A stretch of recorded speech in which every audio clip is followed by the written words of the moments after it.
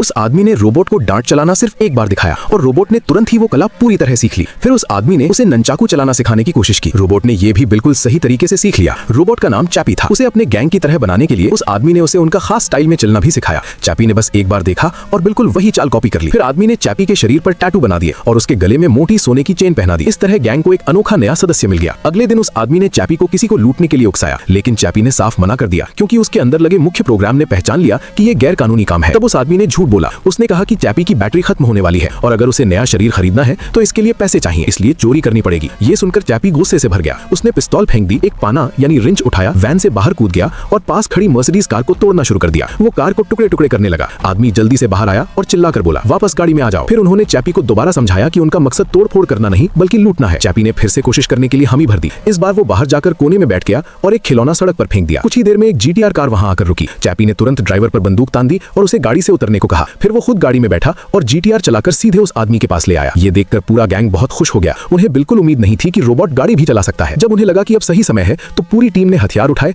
और चैपी को साथ लेकर एक बख्तरबंद पैसे वाली गाड़ी यानी आर्मर्ड ट्रक लूटने निकल पड़ी। सबसे आगे चैपी ही दौड़ा। उसने सिक्योरिटी गार्ड को ट्रक से बाहर खींच लिया और उसके कूल्हे में डांट मार दिया। गैंग ने उससे कहा कि गार्ड बस सोया है, उसे कुछ नहीं हुआ। ये सुनकर चैपी ट्रक के अंदर गया और बड़ी कुशलता से पैसों से भरे बैग निकालने लगा, लेकिन जब वो बाहर निकला तो उसके हाथ से पैसों का बैग गिर गया। वो धीरे धीरे उस घायल गार्ड के पास चलकर गया। अब उसे समझ आ गया कि वो आदमी सिर्फ सोया नहीं है, जैसा उससे कहा गया था वैसा नहीं था। उसे एहसास हुआ कि उसने एक इंसान को चोट पहुंचा दी है। वो बिल्कुल एक छोटे बच्चे की तरह पछताने लगा, जैसे उससे कोई बड़ी गलती हो गई हो। घबराकर चैपी वहां से भाग गया, लेकिन तब तक टीवी न्यूज पर उसकी खबर फैल चुकी थी। उसके निर्माता ने फैसला किया कि अब नई पीढ़ी के युद्धक रोबोट भेजे जाएंगे ताकि चैपी को पकड़ा जा सके।